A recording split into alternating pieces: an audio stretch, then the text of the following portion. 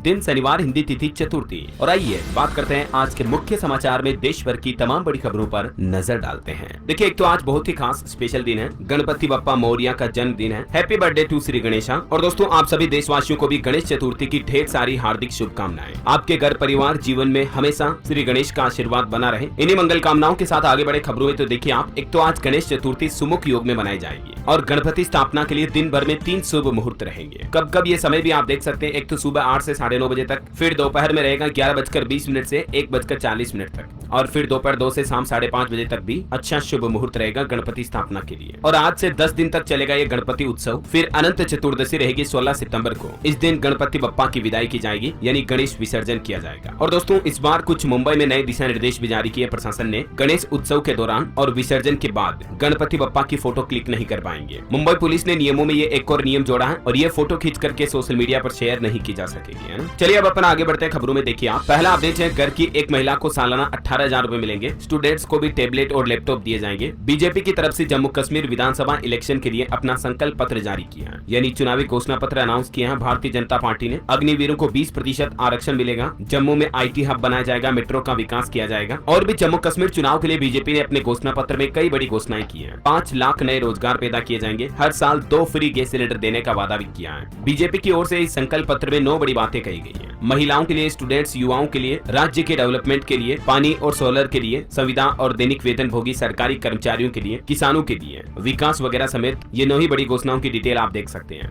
वैसे आपको बता दूं, जम्मू कश्मीर के विधानसभा चुनाव 3 चरणों में होंगे। रिजल्ट 8 अक्टूबर को आएगा और ये 3 चरणों में वोटिंग 18 सितंबर, 25 सितंबर और 1 अक्टूबर को होगी जम्मू में, ठीक है ना। और दोस्तों, ये मैनिफेस्टो जारी करते हुए गृह मंत्री अमित शाह ने कहा कि आर्टिकल 370 अब इतिहास बन गया है, अब ये वापस कभी नहीं आएगा। वहीं पॉलिटिक्स से एक और अपडेट देखिए आप, विनेश फोगाट और बजरंग पुनिया जो कि रेसलर खिलाड़ी हैं, इन्होंने कांग्रेस पार्टी ज्वाइन कर ली है। कहा कि बुरे वक्त में बीजेपी छोड़ सभी दूसरी पार्टियों ने इनका साथ दिया। जुलाना से ये चुनाव लड़ेगी। और चलिए दोस्तों, अब पॉलिटिक्स के बाद आगे बढ़ते हैं खबरों में। देखिए, मणिपुर राज्य में सरकार ने एक बड़ा फैसला लिया है। मणिपुर में पहली बार एंटी ड्रोन मशीन गन का इस्तेमाल हो पाएगा। केंद्र सरकार की तरफ से मंजूरी दे दी गई है। अभी 2-3 दिन पहले आपको पता होगा, राज्य में 2 ड्रोन हमले हुए थे। उसके बाद केंद्र सरकार ने यह फैसला लिया है। वही खबर है, मणिपुर के पूर्व मुख्यमंत्री के घर पर भी रॉकेट से हमला किया गया, जिसमें एक व्यक्ति की जान चली गई, 5 से ज्यादा घायल हो गए। मणिपुर में एक बार फिर से हिंसा बढ़ने लगी है। चलिए अगला अपडेट देखिए, पीएम मोदी ने वीडियो कॉन्फ्रेंसिंग के जरिए गुजरात में जल संचय जन भागीदारी अभियान की शुरुआत की है। और प्रधानमंत्री ने कहा कि आने वाली पीढ़ियां हमारे कामों का आकलन करेगी और तब पानी उनका पहला पैरामीटर होगा।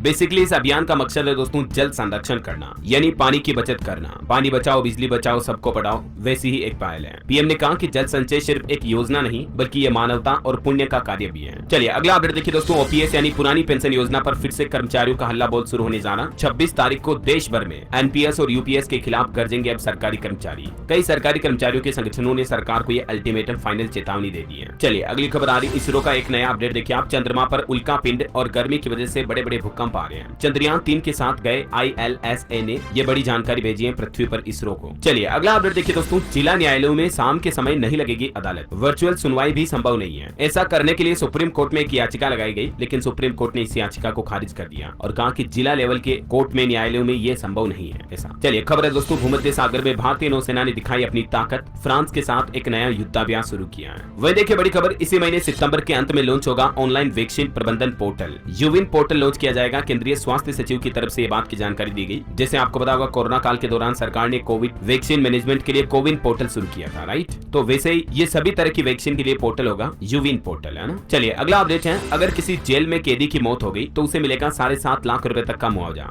दिल्ली सरकार की तरफ से यह फैसला लिया गया। दिल्ली की जेलों में बंद कैदियों के लिए अस्वाभाविक मौत होने पर उनके परिजनों को यह मुआवजा देगी अब केजरीवाल सरकार। वैसे देखिए, दिल्ली में ग्रीन कवर बढ़ाने के लिए भी लागू होगा MIS मॉड्यूल। सुप्रीम कोर्ट ने मानी CES की सिफारिशें और उम्मीद है इससे दिल्ली में पोल्यूशन भी थोड़ा कंट्रोल होगा, ना। और वही देखिए दोस्तों, सुप्रीम कोर्ट ने केजरीवाल पर भी एक बयान जारी करते हुए कहा कि क्या केजरीवाल जेल से साइन नहीं कर सकते हैं, ऐसा कोई प्रतिबंध है क्या। एक दोषी ने याचिका लगाई कि साइन न होने से सजा माफ नहीं हो रही है, तो इसी याचिका पर सुनवाई करते हुए सुप्रीम कोर्ट ने यह बयान जारी किया। चलिए अगला अपडेट आ रहा दोस्तों, 2025 तक भारत से $20 अरब निर्यात का लक्ष्य रखा है। दुनिया की ये शीर्ष ई कॉमर्स कंपनी अमेजोन, इसकी तरफ से ये अनुमान लगाया गया। वहीं किसान भाई लोगों के लिए बड़ी अच्छी खबर देखिए, देश के करोड़ों किसानों को होने वाला फायदा, सरकार देगी ये बड़ा मुआवजा। दरअसल कई बार होता ना, आंधी बारिश, तूफान, बाढ़ वगैरह में किसानों की फसलें खराब हो जाती हैं, तो इस नुकसान से बचाने के लिए सरकार की तरफ से जो प्रधानमंत्री फसल बीमा योजना चलाई जाती है, उस पर कृषि किसान कल्याण मंत्रालय की तरफ से आंकड़े जारी किए गए और सरकार ने कहा कि पिछले वित्त वर्ष की तुलना में इस बार पीएम फसल बीमा योजना में किसानों की संख्या काफी ज्यादा है और इस बार केंद्र सरकार बटाईदार किसानों को भी बीमा का कवरेज देगी।